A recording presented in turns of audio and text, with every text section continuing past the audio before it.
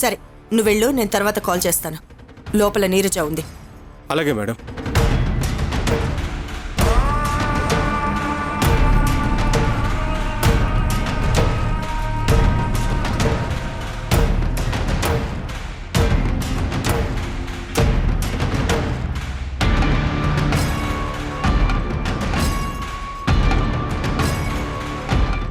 యశోద లోపల లేనట్లుంది. నన్నెక్కడ చూస్తుందో అని చాలా భయపడితే ఇక్కడికి వచ్చాను.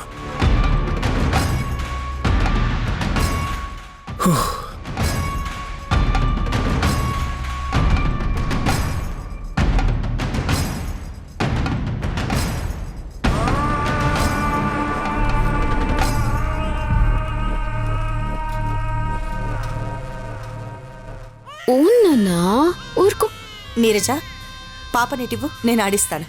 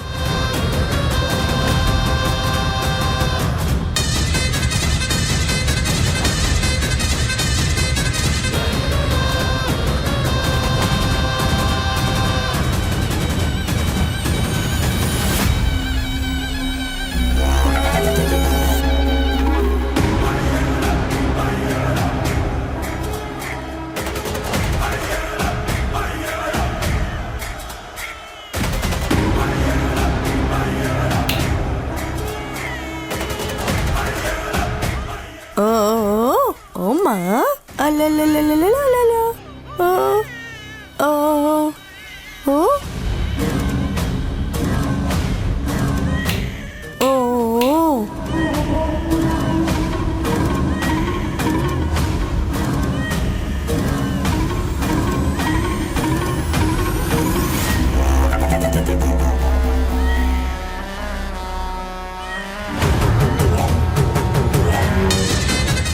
ఒకవేళ ఇదే ఆ యశోద, ఇదే యశోద అయితే మరి వేటపాలెంలో నిన్నటిదాకా ఉన్నది ఎవరు?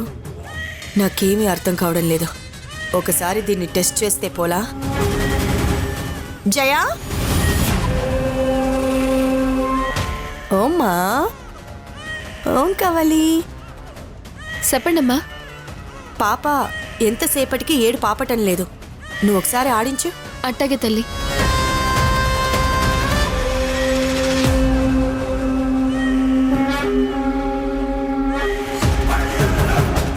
నాయమ్మే నాయమ్మే, ఏడోకమ్మా, ఏడోక తల్లిలు, బంగారు తల్లి కాదు, ఏడోక నా చిట్టి తల్లి.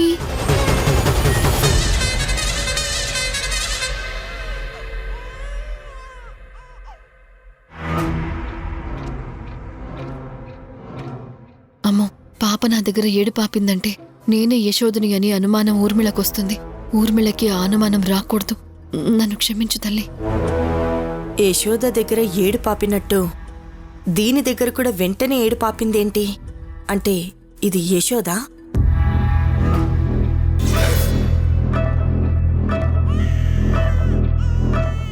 అయ్యో, ఏమైందమ్మా? అయ్యో, లేదమ్మా, లేదమ్మా, లేదమ్మా. అయ్యో, అమ్మా, నా దగ్గర కూడా పాప ఏడు పాపటం లేదు. మీరే ఎత్తుకోండి తల్లి. ఓ ఊరుకునన్నా. చూడు చూడు చూడు చూడు చూడు. ఓ నీరజ, షాపింగ్కి వెళ్దామన్నావుగా, పద వెళ్దాం.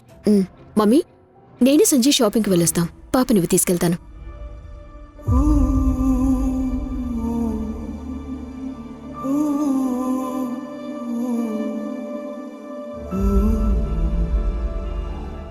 జయా,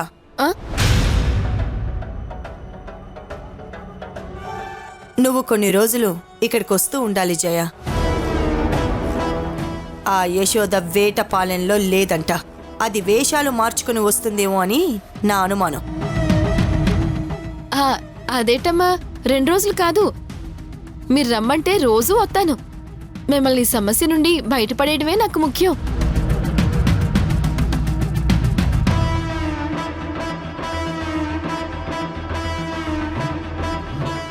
ఇదేంటి ఇంత ధైర్యంగా రోజు వస్తాను అంటోంది? అంటే నా అనుమానం కరెక్ట్ కాదన్నమాట. అనవసరంగా నేను దీని మీద అనుమానం పెంచుకొని ఇది చేసే సహాయాన్ని కూడా నేను పోగొట్టుకోకూడదు. ఆచితూచి అడుగులు వెయ్యాలి.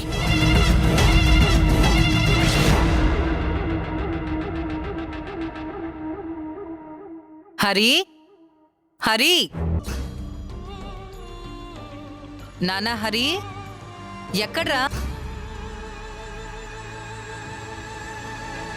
ఏంటండి వీడు పలకట్లేదేంటి?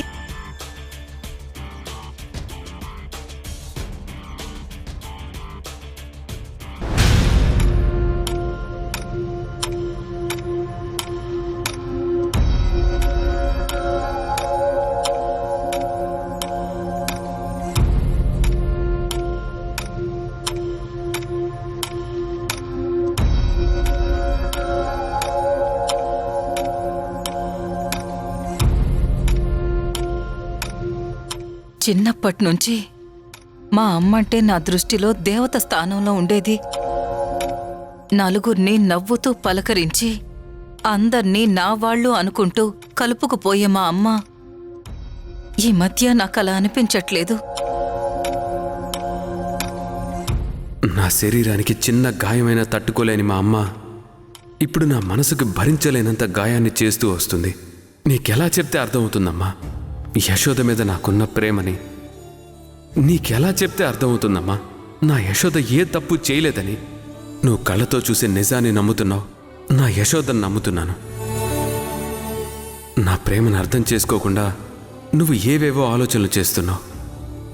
కానీ యశోద లేకుండా నేను ఉండలేను. అందుకే నేను వెళ్ళిపోతున్నాను. నా యశోద దగ్గరికే వెళ్ళిపోతున్నాను. నా యశోద మెడలో 3 ముళ్ళు వేసి 7 అడుగులు నడిచి అగ్ని సాక్షిగా ప్రమాణం చేయబోతున్నాను. నన్ను క్షమించమ్మా. నేను తీసుకున్న ఈ నిర్ణయం నీ మనసుని ఖచ్చితంగా బాధ పెడుతుందని నాకు తెలుసు. నువ్వు మారావని తెలిసినప్పుడు నేను మళ్ళీ ఇంటికి వస్తాను, అది కూడా యశోదతో కలిసే. నీకింతకు ముందే చెప్పానమ్మా, నేను ఒక్కసారి అడుగు బయట పెడితే యశోదతోనే తిరిగి వస్తానని. నేనేదైనా అనుకుంటే అది చేసే వరకు నిద్రపోనని నీకు బాగా తెలుసు.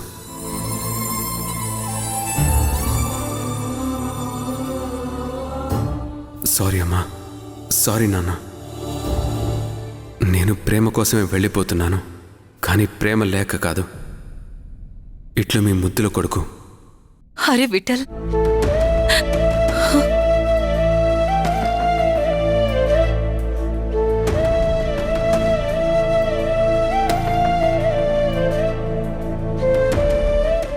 ఏమండే, ఏంటండి వీడింత పనిచేశాడు?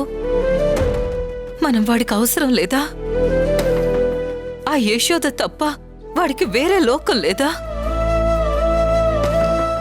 అసలు ఏం మాయ చేసిందండి అది నా బిడ్డను? మీరెవ్వరూ అవసరం లేదని వీడిలా వెళ్ళిపోవడం ఎంతవరకు న్యాయం చెప్పండి?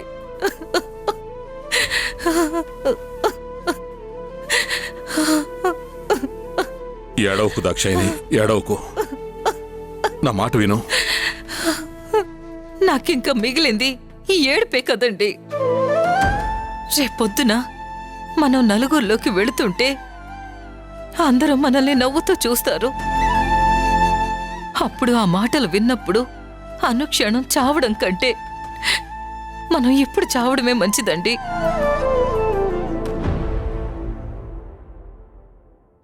పదండి, వెళ్ళి చద్దాం. పదండి, రండి.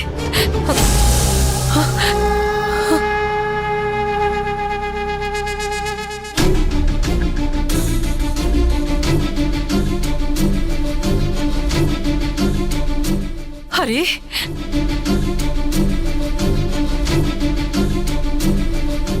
హరి, పెళ్లి చేసుకున్నావా దాన్ని? ఎక్కడ్రా రాక్షసి? ఎక్కడుందో చూపించు, దాన్ని ఇక్కడే చంపేస్తాను.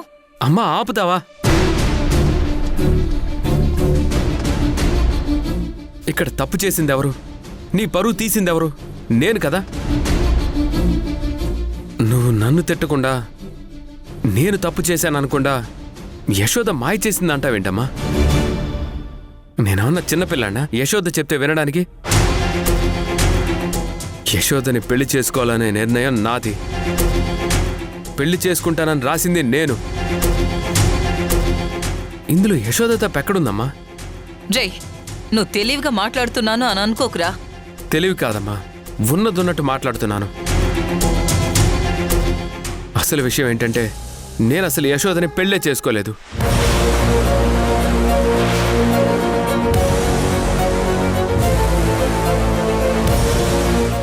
అలాగే యశోద ఏ తప్పు చేయలేదు.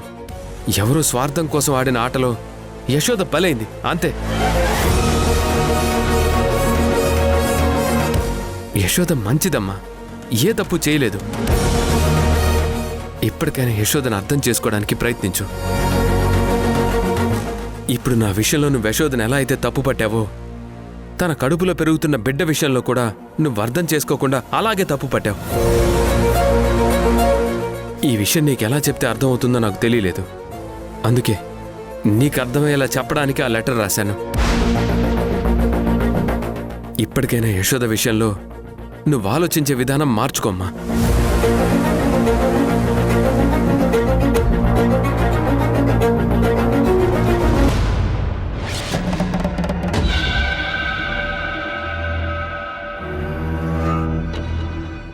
ఊర్మిళ బయటికి వెళ్ళిపోయినట్టుంది. అంటే ఇంట్లో ఎవరు లేరు.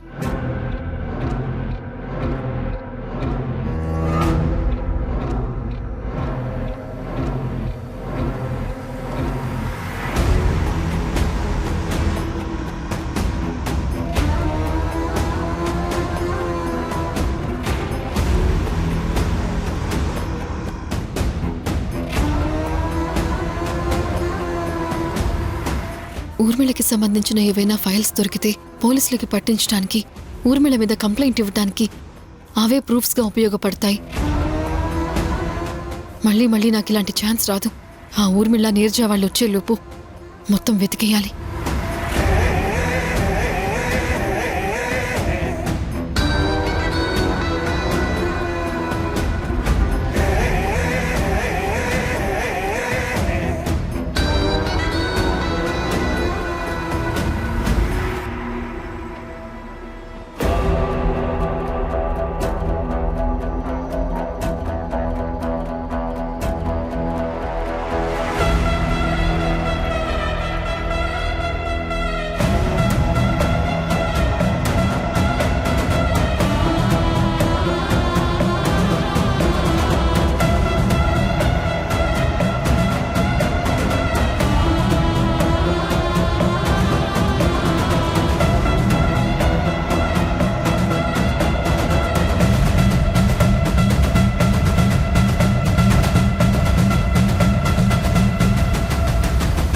ఈయన ఊర్మిళ హస్బెండ్ అనుకుంటా.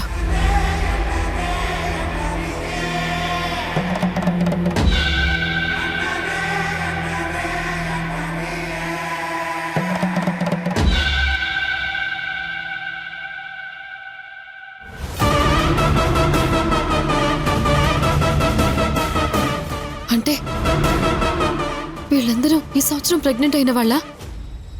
ఓ మై గాడ్, ఇంతమంది బలవుతున్నారా?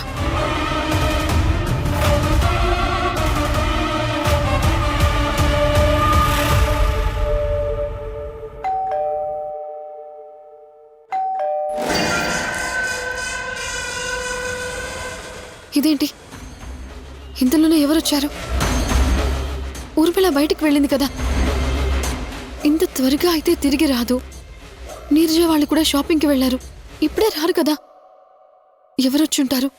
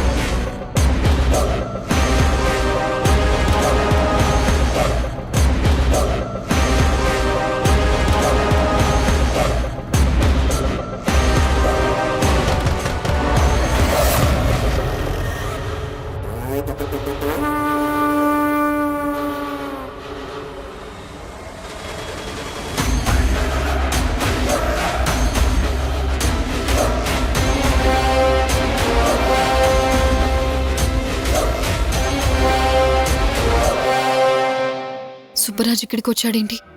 సుబ్బరాజుకి ఊర్మిళ గారికి ఏంటి సంబంధం? ఒకవేళ సుబ్బరాజు కూడా ఊర్మిళ మనిషేనా? ఎవరు కావాలి సామి? నువ్వు వేషం మార్చుకొని ఇక్కడికి వచ్చావని తెలిసే వచ్చాను యశోద.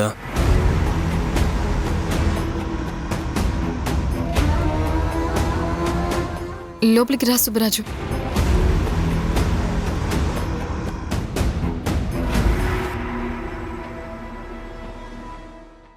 రండి.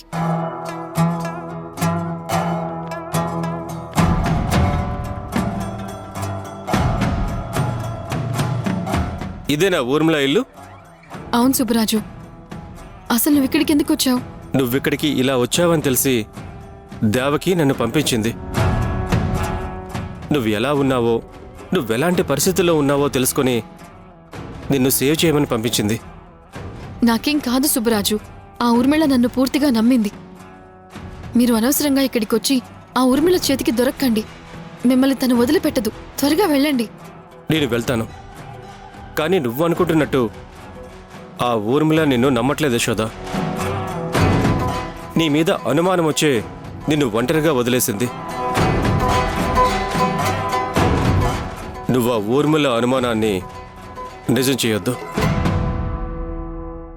అనవసరంగా అవి ఇవి వెతికి అనుమానాన్ని పెంచొద్దు, చంపేస్తుంది.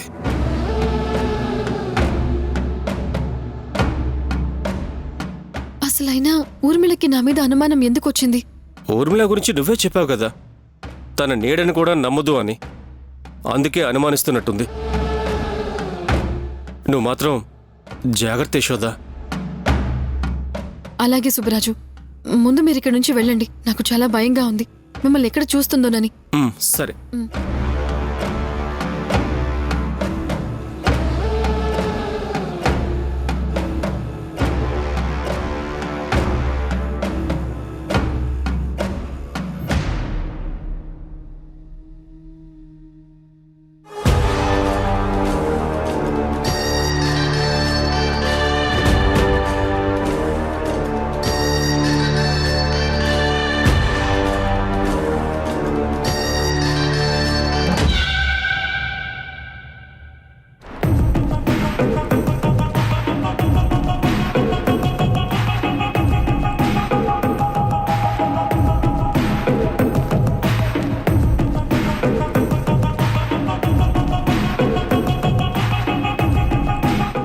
ఏమైందిరా? అది నువ్వు వెళ్ళేసరికి ఏం చేస్తుంది? ఇల్లంతా వెతుకుతుందా? తలుపు తీయడానికి చాలా సమయం ఏమైనా పట్టిందా? లేదు మేడం, నేను వెళ్ళేసరికి కిచెన్లో కూర్చొని అన్నం తింటూ ఉంది. నువ్వు ఎవరు అని అడగలేదా? అడిగింది మేడం. నేను మేడం గారు లేరా అన్నాను. మేడం గారు బయటికి వెళ్ళారు, మీ పేరు చెప్పండి రాగానే చెప్తాను అనింది. నేను నా పేరు చెప్పి అక్కడి నుంచి వచ్చేసాను మేడం. అంతేనా? దాని ప్రవర్తన మీద నీకు ఏ అనుమానం రాలేదా? ఏం రాలేదు మేడం. చెప్పాను కదా, కిచెన్లో కూర్చొని అన్నం తింటుంది. బాగా ఆకలి వేసినట్లుంది. సరే, నాకు పనుంది, నేను వెళ్తున్నాను.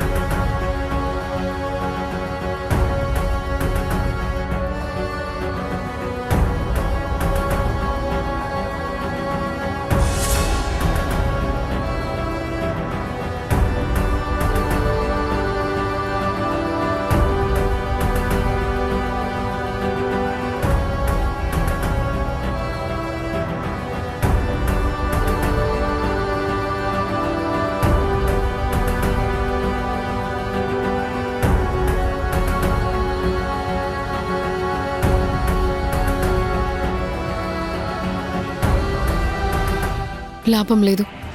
వీలైనంత త్వరగా పాపని ఇక్కడి నుంచి తీసుకొని వెళ్ళిపోవాలి. ఎలాగూ పాప నా కూతురే అని రుజువైంది కాబట్టి పాపని నేను తీసుకొని వెళ్ళినప్పుడు వీళ్ళు నా మీద కేసు వేసినా కోర్టు నా వైపే నిలబడుతుంది. న్యాయం నా వైపే ఉంటుంది. ఎలా అయినా ఈ ఫైల్ హరికి ఇవ్వాలి. ఖచ్చితంగా ఊర్మిళకి శిక్ష పడి తీరుతుంది.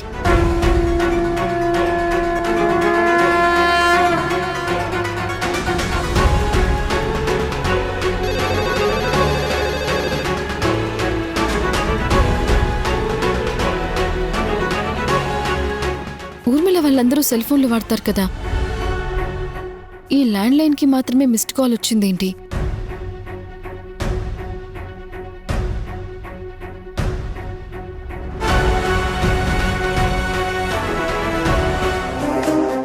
ల్యాండ్ లైన్కి ఫోన్ కాల్స్ వస్తున్నాయి అంటే ఖచ్చితంగా ఏదో ఇంపార్టెంట్ కాల్సే అయి ఉంటాయి. ఇంకా ఏమేం నెంబర్స్ ఉన్నాయో చూస్తాను.